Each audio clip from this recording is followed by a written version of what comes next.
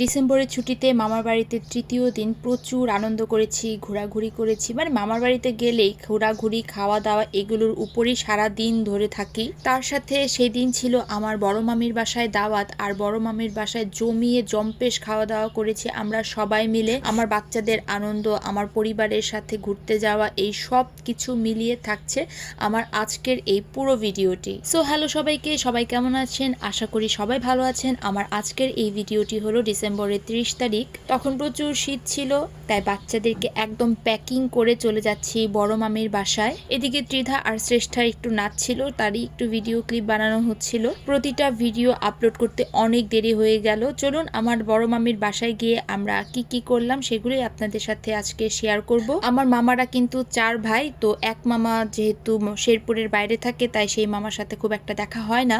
চলুন বড় মামির বাসায় কি কি মজার আইটেম রান্না করা হয়েছে সেগুলো আপনাদের সাথে শেয়ার করি।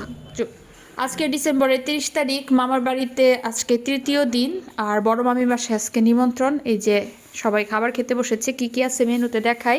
ফুলকপি ভাজা, ডিমের তরকারি, ছোট মাছের চচ্চড়ি, গরম গরম ভাত, তার সাথে আরও আইটেম আসবে আমি জানি। তার সাথে আছে গরম গরম খাসির মাংস। এই তো মামি একা হাতে সবগুলো রান্না বান্না করেছে, আর আমাদের সবাইকে নিমন্ত্রণ করেছিল সেদিন। সবার আগে আমি আমার বাচ্চাদেরকে খাবার খাইয়ে দিচ্ছি, তারপরে আমি শান্তিমতো খাওয়া দাওয়া করব।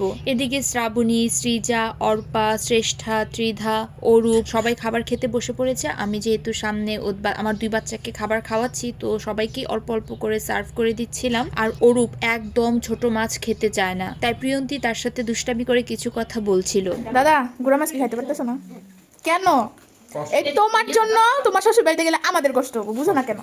কেন বুঝো না? তোমার লিগে ডাল ডিম ভাজিয়া শাক দিয়ে খাওয়া আসা লাগবো।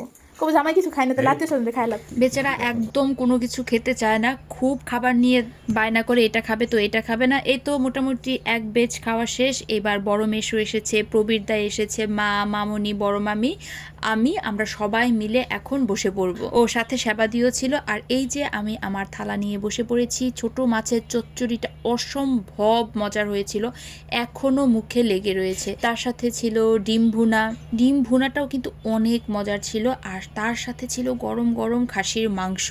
খাসির মাংসটা একদম গরম ছিল, আর প্রচুর ক্ষুধা পেয়ে গিয়েছিল দুপুরের টাইম। সো এই তো খাওয়া দাওয়া শেষ করে একদম এত শীত ছিল, তাই সাথে সাথে আমরা একদম কম্বলের নিচে চলে গিয়েছিলাম। আর কম্বলের নিচে বসে বসে ইউটিউবে আমার ভিডিওগুলো দেখছিলাম। এই ভিডিওগুলো তো আমার পেজ থেকে ডিলিট হয়ে গিয়েছে, কিন্তু ইউটিউবে আমার সবগুলো ভিডিও এখন পর্যন্ত রয়ে গিয়েছে। এই ভিডিওগুলো দেখছিলাম আর আমি সবার সাথে বলছিলাম পেজের কাহিনীগুলো। সো এই তো পেজের কাহিনী আর কি বলবো, প্রত্যেকটা ভিডিওতেই অল্প অল্প করে আমি বলেছি। এরপর সন্ধ্যাবেলা আমি আমার ভাই বোনদেরকে নিয়ে আর আমার বাচ্চাদেরকে নিয়ে চলে গিয়েছিলাম ফুচকা খেতে। শেরপুরের কোথায় গিয়েছি, কি কি আনন্দ করেছি, এই সব কিছু থাকছে আমার পরবর্তী ভিডিওতে। তা না হলে এই ভিডিওটা অনেক বড় হয়ে যাবে। আমার ভিডিওটা ভালো লেগে থাকলে অবশ্যই সবাই লাইক আর কমেন্ট করবেন, আর আমার পেজটাকে ফলো বা লাইক করে দিতে কিন্তু একদম ভুলবেন না। আমার পরিবারের সাথে আরো নতুন নতুন ভিডিও দেখতে চাইলে আমার পেজটাকে কিন্তু অবশ্যই সবাই লাইক বা ফলো করে রাখবেন। তো আজকের ভিডিওটা আমার এই পর্যন্তই। আচ্ছা, একটু বলে ফেলুন তো আমার এই ভিডিওটা কারা কোন জায়গা থেকে দেখেছেন, ময়মনসিংহ আর শেরপুর থেকে কারা দেখেছেন, অবশ্যই কিন্তু কমেন্ট বক্সে জানাবেন। তো আজকের মতো এখানেই, টাটা।